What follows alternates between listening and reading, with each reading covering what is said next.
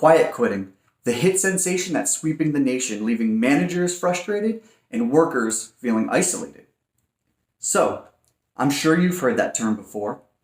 I'm Matthew Lariviere, and I'm here as a part of Building Better Leaders Incorporated. And we're here to talk to you about changing up the ways in which your environments and your organizations are affecting your employees.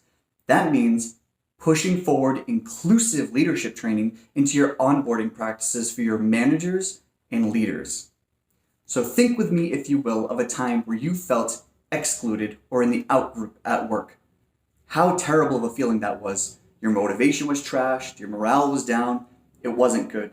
Now, how does this affect the organization at large? Well, that's pretty clear. First of all, trust and honesty out the window. If you didn't feel like you were part of the team, why would you contribute as such? It's not going to work well. Number two, it's going to lead to quiet quitting, like we had talked about earlier. In case you're not privy to it, quiet quitting is the act of people doing the bare minimum for their position requirements. What that means is they're resigning from doing extra duties, going above and beyond. They're doing what they're paid to do, and that's about it. That doesn't sound very inspirational to me, and it can probably lead to a pretty cold work environment. Now, third, whether you're doing it intentionally or not, exclusion of your members can lead you to some equal opportunity pitfalls, or EO for short.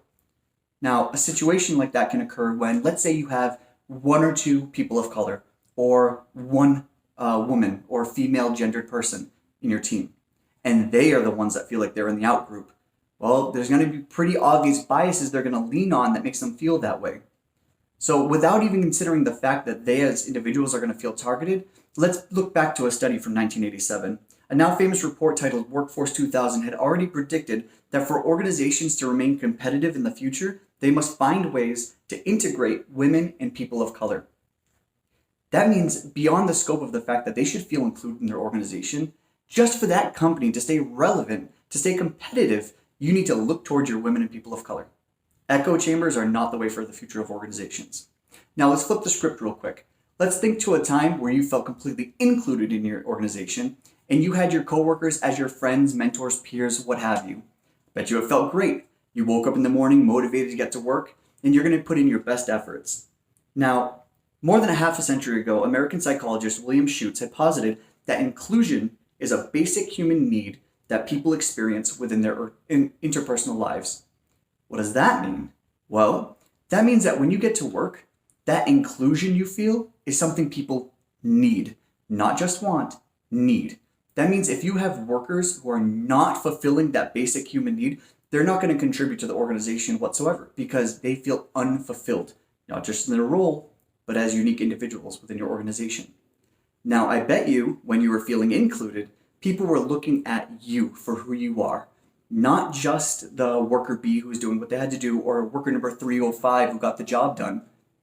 Your unique individualities and your own perspectives getting highlighted is what makes you feel like you're actually seen. So, per Davidson, Ferdman, Eli, and Thomas, all leadership experts, such approaches were known to require environments in which all employees feel valued and able to fully utilize their perspectives and talents. Exactly like I said, for you to have an environment of inclusion, you need to be acknowledging everyone, but not doing a melting pot and making sure each person still feels like they have their own unique contributions. And that leads us right into the next study. There was research done by Tyler and Lind in 1992 that by inviting and appreciating the contributions of all individuals, an inclusive leadership approach helps people feel they're genuinely valued members of the team or organization. So like I said, that genuine is a key word in that sentence because inauthentic leaders or inauthentic approaches to guiding others can be seen pretty clearly by those on the front line. So this is all to say, we know how bad it feels when you're excluded and you feel how great it is when you're included. So what are the benefits of including people? Because I know you guys want to cut down to brass tacks and see what the issues are. Well, that's easy. In 2014, Boyson, another leadership researcher, found that a major difference between traditional approaches and inclusive leadership required the shifting of power and displaying high levels of empowerment of your followers. If you shift down that power to your people, they're going to take your organizational goals and value and bring your company to the whole next level. So we've seen the atrocities that can happen when they're excluded. We know the future of the organization will be highlighted if they feel included. And it's on you to do what you have to make sure that your team feels recognized and included, because inclusive leadership is the way your company will progress into the future.